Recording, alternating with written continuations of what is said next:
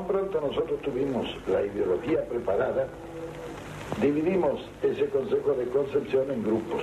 Se hizo un grupo económico, un grupo político, un grupo social, un grupo cultural, y entonces eso nos permitió ya ir orientando un plan.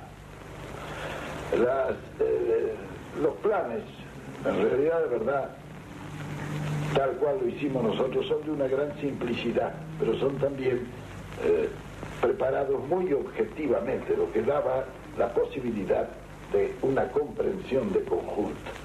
En primer lugar, preparamos la estadística. Indudablemente, toda la estadística del Estado la tomamos y la coordinó el doctor José Figuerola, que era un gran estadígrafo, posiblemente el mejor estadígrafo que había en la Argentina.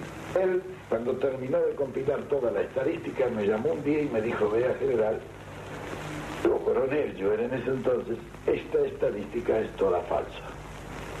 Tuvimos que hacer 15.000 encuestas para contar con una estadística empírica, pero real. Me acuerdo que Figuerola me contó un cuento ese día y me dice: vea, dicen que las 3 mentiras más grandes las dicen los curas, las mujeres y la estadística. Dice, de manera que esto nos viene comprobando la verdad de ese cuento.